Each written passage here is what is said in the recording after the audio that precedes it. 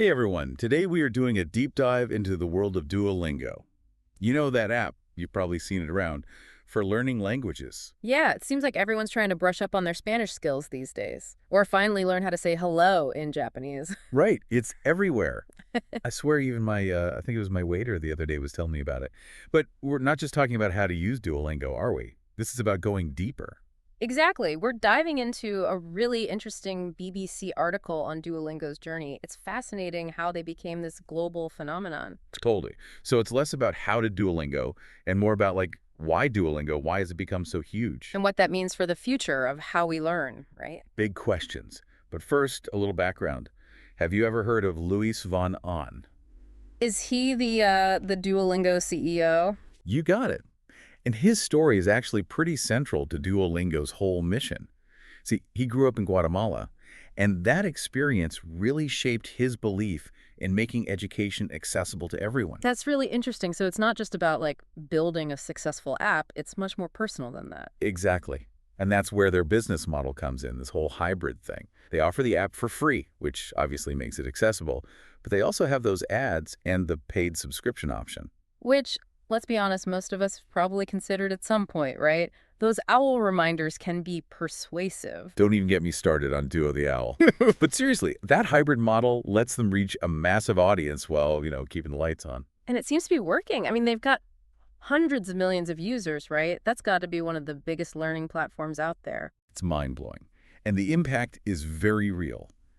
This BBC article actually highlights a Colombian migrant, John Jairo Ocampo, who used Duolingo to learn English. And that led to better job opportunities for him and his family. Exactly. It's a real testament to the power of even a simple language learning app. Yeah. But it's not just about accessibility, is it? I mean, Duolingo's actually fun to use. Right. They've definitely figured something out. There's that gamification aspect, borrowing from video games to make it kind of addictive. Okay, so those streaks, they get me every time. That feeling like, oh, I got to keep my streak going.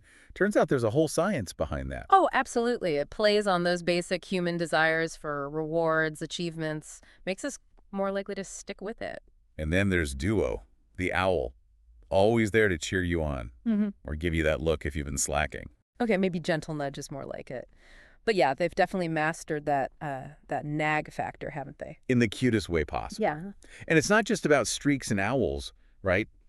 They keep innovating. Like, remember Lily? Their goth, purple-haired teen character. Yeah, with the purple hair, you can actually practice speaking with her in the app now. Which is brilliant. It's like having a low-pressure language partner. Even Von Ahn himself said he uses Lily to practice his French. That is kind of endearing. Even the CEO of a language learning app still gets a little, self-conscious, humanizes the whole thing. Totally. And I think that's a big part of why Duolingo is so successful. They've made language learning fun, engaging. You almost forget you're learning. It's true, especially in a world where educational tools can feel so impersonal. It's kind of like they've cracked the code, right? Making learning feel less like a chore and more like, well, fun. Right. And speaking of cracking codes, did you know this? Von Ahn, the Duolingo CEO, he's also the guy who invented Keep Hey TCHAs, those things online where you have to click on all the traffic lights to prove you're not a robot. Oh, right. Recap TCHA. I always wondered who came up with those. Yeah, and that was actually bought by Google. But what's so interesting is how it kind of ties back into his whole vision for Duolingo.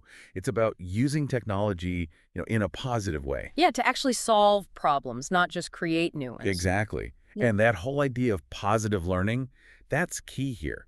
Because think about it. He could be teaching us anything. It's like how to survive a zombie apocalypse. Well, that too. But I was thinking more like, I don't know, Klingon, or how to build a nuclear reactor. But they chose languages, math, music, stuff that can actually, enrich your life. It's like they're curating a curriculum for the digital age, Right. right? Skills that matter. And they're very intentional about it. Oh, totally. The article actually mentions how they specifically decided against teaching Pokemon stuff. Pokemon, why not? Yeah, they felt it didn't align with their mission, like providing real educational value. Interesting. So it's got to be more than just like a catchy topic, right? Exactly.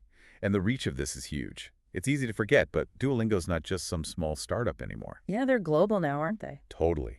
Hundreds of employees, offices everywhere, from Pittsburgh to Beijing. Wow, that's got to come with its own set of challenges. especially creating content for so many different cultures. Oh, absolutely. And you have to be so careful about cultural nuances.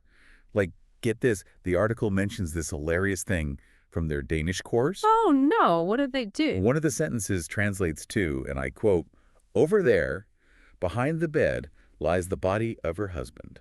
Oh my God. Talk about a conversation starter, right? You've got to wonder what they were going for with that one. Seriously.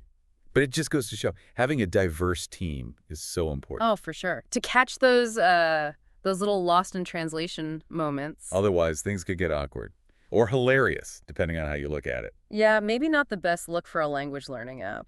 I mean, it's one thing to learn vocabulary, but then there's the whole cultural context thing. Totally. And that's something you can't really get from an app, can you? Which kind of leads to a bigger question. Can Duolingo or any app really replace, like, actual education? That's the million-dollar question, right? Yeah. And the article actually delves into this a bit. Van On, to his credit, doesn't pretend it's simple. Yeah, it's not exactly a yes or no kind of thing, is it? Right. He seems to see it more as a tool. Like, Duolingo can teach you skills, languages, but But it's not the whole picture. yeah. Like, you can learn to speak French, but that's not the same as, living in Paris, soaking up the culture, all that. Exactly. There's that whole other level of, like, immersion, right, that you get from actually being there, interacting with people. Right. It's like the difference between, I don't know, reading about cooking and actually, like, trying to bake a cake. Totally. And, when we think about Duolingo's goal, making education accessible, I think that's where their real impact could be. You mean reaching people who might not have access to traditional education otherwise? Exactly. In many parts of the world, even having a smartphone and internet connection that's huge, Duolingo can be a lifeline. It's not about replacing, more like supplementing, expanding access. Absolutely. Giving people the tools, to learn, to grow, and who knows what they'll do with that. That's what's so exciting. So we've talked about Duolingo's origins, their vision, but here's a thought for you all out there. Ooh, I love a good thought. If Duolingo went beyond languages, math, music, what would you want to learn from Duo and Lily? What hidden talents are they hiding? Maybe Duo's got, like, a secret passion for astrophysics. And Lily, she's a philosophy whiz in disguise. That's the thing about learning, right? Yeah. Always more to discover. And hey, maybe Duolingo will be there to guide us along the way. With Duo and Lily leading the charge. Couldn't ask for better guides. Yeah. Until next time, everyone, keep those streaks going.